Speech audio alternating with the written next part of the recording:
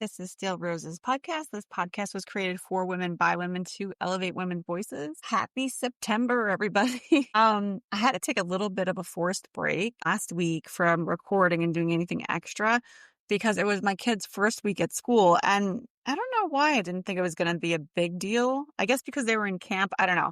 But in any case, I felt prepared, and I felt like it wasn't really going to make a huge impact on like what I was doing. But getting back into the routine of like having to be like, oh, right, yes, you do have to get up early in the morning. No, you cannot stay up an extra 30 minutes. Like all those little summertime things where you kind of just let everything go. Killing those habits have been tough. Kids they don't very quickly understand like, oh, wait, no, you cannot watch TV until 10 o'clock at night. So there's that, getting everyone back into the swing for that. So I had to take a little bit of a break because of that. And then we had family health issues. There was just almost like a lot going on. And you guys know my motto, give yourself grace when you can. You just have to kind of roll with it. I tried really hard not to beat myself up, although I must say, that's very difficult for me because there was many moments where I was like, all right, maybe I should just stay up late and record, or maybe I should do this, or, like you kind of go through the things. And I always felt, to be perfectly honest with you, maybe guilt when I don't get to, I don't think guilt is the right word here, guys, but I do feel bad when I don't get to do solo episodes. I've started to roll out the live guest streams. So they've been happening on Saturdays and Sundays for the most part. I have some gap weekends where there's no episodes scheduled at all. And then I had one weekend there was 3 episodes rolled out at once. So I'm kind of just making it work and seeing where I net out. Streams are all featured on YouTube and LinkedIn. So if you follow either Still Roses Women on YouTube or me on LinkedIn, Jenny Benitez on LinkedIn, you'll get notifications for the live streams and you'll be able to watch them. And the videos are also living there too. So you can actually just rewatch if you want to. So there's that that's available to you. And I am excited about the live streams. It's kind of cool. I'm still nervous about it, but it is what it is. So thought starter. Now my kids are older now, and something really interesting that I'd like to ask all the wives out there. When my husband and I reflect on when the kids were little, we both seem to be remembering it differently. And I can almost sense some of you laughing along with me and chuckling on that one. Now, I can't say for certainty that I'm the one who's 100% correct, but like wink, wink, nudge, nudge, I kind of feel like I'm the one who's correct here. So, and I'm going to tell you, you know what, let me start with the thought starter, really. So you guys know how I feel about Pinterest. That's where I'm getting all my thought starters, on Pinterest. And one of the posts that I just saw recently made me think about this, which is also what prompted me to say my husband and I are remembering the kids when they were babies differently. So in this little post here, the original poster was trying to, I guess, make it funny that, her husband had said it would be okay if they all went out to eat together, her and her husband and their 3 small kids. And then in the video, they show the mother, 2 of the kids are on her lap and one is standing next to her, and she's basically like kind of spoon feeding the one. And, the kids are grabbing for everything. If you have small children, like, you don't have to see the post. You know exactly what I'm talking about. And then they kind of the camera pans from the mother who's like taking care of all the kids at once to the husband who's just eating his food basically by himself because, no one's bothering him. But that's the original post. In the post that I saw, this guy kind of comes in overlays over the video, which you've seen on, socials before. And he starts speaking to this. And he says, like, a lot of women feel like, a lot of women end up in situations where it's like being a single parent in the house. And they're basically responsible for everything. They do everything. The kids always go to them for everything. And the dad's just there.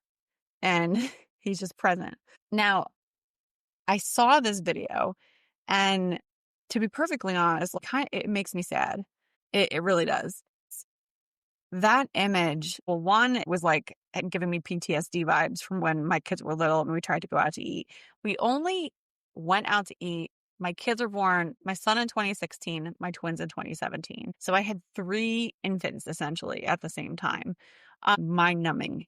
It is the word that I can use. Like, really, I don't know how else to describe this. We tried once to go out to eat when they were really little. And I didn't sit the whole time. I just walked around, like trying to keep the kids in order, making sure that my husband could eat and like everyone else at the table had some kind of peace. And of course, me as the mom felt like all the eyes were on me. All the pressure was on me. Control your kids, get your kids under control.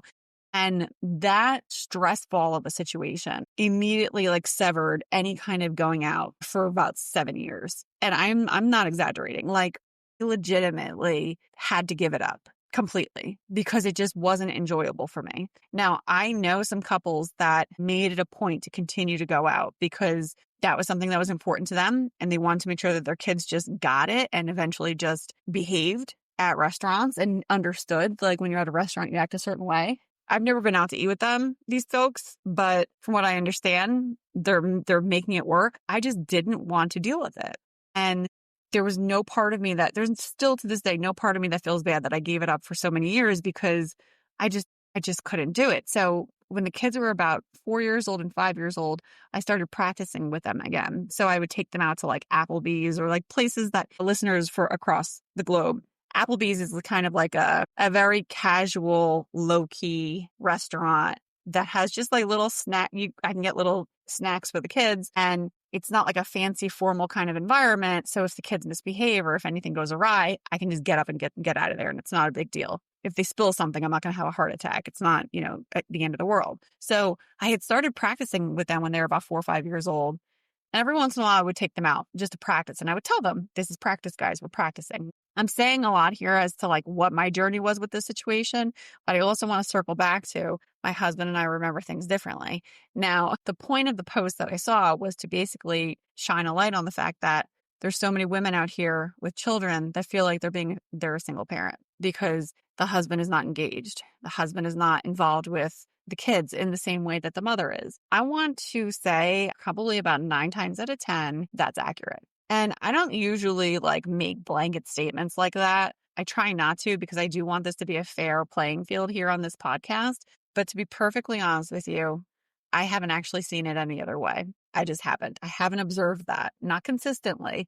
Now, my husband has always been disciplinarian. He only steps in at the discipline stage for a very long time. That's where he was stepping in. Any other thing that was happening, it was mom. Now, some of you might be like hearing this and being like, God, Jenny, like you should have said something. You should have done something. This is my position here on this. This is an unpopular opinion. I understand that a lot of people in my family and everyone said, you should make him help you. Tell him you need help. Force him to do it. Say something. You need to you need to complain. You need to say something. That is not what I did for many reasons. And I'm going to explain it a little bit here. So number one, I'm pig-headed. And I very much was like, I can do this myself. I don't need your ass. Like, excuse my language, guys, but that's kind of the pig-headedness was like really rearing its ugly head after I had kids. And I was like, I don't need anybody. I can do it myself. So there was that I was dealing with in my own internal turmoil. Beyond that, outside of me being pig-headed and stubborn, outside of that, there was a part of me that recognized the limitation. Now, some of you are sighing at this point. I mean, what are you talking about? Like, he can help. He has arms, he has legs. He can absolutely help out with, bath time. And he can help out with getting the kids dressed, getting the kids down for bed, getting them out the door in the morning. He can help with feeding them. He did do things in certain moments, but it was predominantly me. Again, I'm going to circle back to the limitation factor. Oh, I'm not putting men down because I think men are very smart. My husband is one of my favorite people in this entire world. I tell him all the time, he's one of the best people that I know, but he's limited. He cannot do the web of things that I do. He just can't do it. And I've noticed this with men in general. They're very linear. It's a point A, point A1, point A2. Now we're at point B, point B1, point B. That's the trajectory. The woman's mind is to a spider web or a net. And there are so many things balanced and interlocked and intertwined that we, for some reason, and I think it might be that biological function that happens after you have a child, your brain changes and everything, we can handle it. We just can. A lot of us can. And I took a beat during this scenario and had this kind of epiphany moment of, am I going to argue with my husband? And am I going to poke the bear basically and make this into a situation that's miserable because we're going to start fighting because of the kids? Or am I going to take this on and I'm going to ask him for help or get help as needed when I have to, but for the most part, it's going to be me. That was the decision I made. Also, I didn't plan to talk about any of this today. It's just kind of coming out. So whoever is hearing this that needs to hear it, I'm trying to be as honest as I can here. I had just made the decision. It was going to be me. I can handle it. Now, my own personal history would speak volumes because the amount of times my parents heard me say, I can handle it, I got it. I mean, they'd be millionaires at this point because I am a pain in the butt. But that's what I looked at.